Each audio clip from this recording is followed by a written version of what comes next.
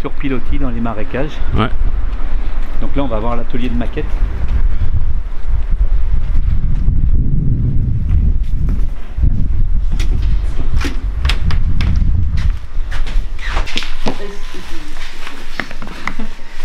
Donc ça c'est Mabilo. Et donc on avait travaillé là-dessus puisque finalement tu vois il y a plein de morceaux là qui pouvaient se purger, mais il y a quand même des bâtiments historiques classés au monument historique ici. Là-dessous on a des thermes romains.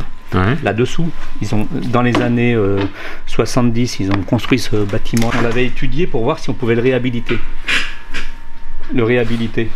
Et c'est pas possible parce que la structure béton ne sait plus prendre les charges sismiques d'aujourd'hui. Du coup, on ne peut pas le transformer en logement.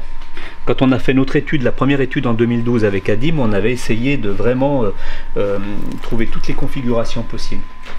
Finalement, le seul moyen de rentabiliser l'opération, c'était dans un premier temps, j'avais proposé au maire d'Aix-les-Bains, une tour sur les anciens thermes qui sont dans l'arrondi ici. Sur la piscine. Sur la piscine. Pourquoi? Parce que ici, c'est là l'endroit où peut-être elle était la plus pertinente parce qu'elle était collée au parc. Et dans cette forme-là, on arrivait à faire une tour assez élégante. Mais la piscine, les fondations de la tour allaient impacter la piscine qui elle aussi est classée.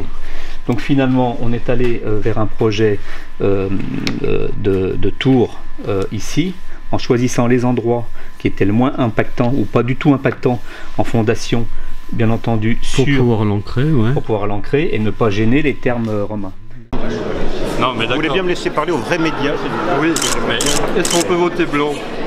Non, mais vous voulez bien me laisser parler aux vrais médias? Oui, mais est-ce qu'on peut voter blanc?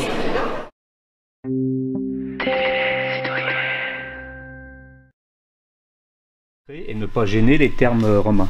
Et on arrivait donc à ces formes-là qui avaient été mises au point avec les bâtiments historiques, les monuments historiques et le ministère de la Culture, avec un bâtiment très symétrique puisque les termes sont dessinés d'une manière très symétrique avec une architecture quasi fasciste à l'époque, mais qui était signifiante de cette époque-là. Et donc on le voit ici sur la maquette avec des vêtures presque immatérielles pour refléter le ciel et les montagnes. D'accord, donc un projet qui se veut fin.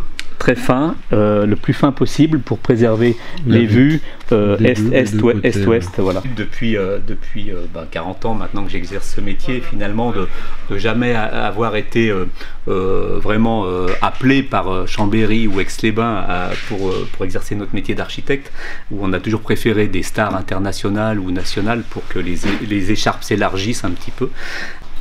Et puis la variante qui était en plus petit, effectivement, c'était un peu la même chose, mais donc avec des bâtiments plus ramassés, un peu moins fins, mais restant, variante qu'on n'a jamais vue d'ailleurs, qui n'a jamais été présentée, parce que c'est pour ça que au moment où j'ai quitté l'équipe, on était en plein travail sur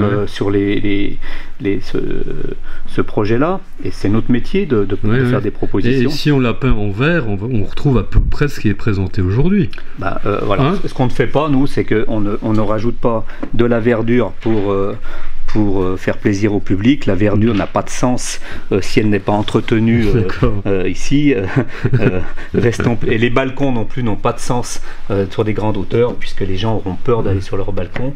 On doit travailler des tours et des immeubles d'une manière un peu plus pertinente et contextuelle. Et puis je remercie même ces élus d'Aix-les-Bains et de Chambéry de tous bords de ne pas nous avoir fait travailler. Ça nous a obligés, nous, à aller chercher du travail ailleurs, à Lyon au départ, puis en Algérie, en Afrique, au Canada, où nous avons un bureau important maintenant à Montréal, à Paris et à Bâle. Et donc merci finalement, et je suis plutôt un optimiste. Et je prends les choses toujours du bon côté, même si je rappelle un petit peu peut-être le manque de fair play que l'on peut regretter dans cette affaire. Merci.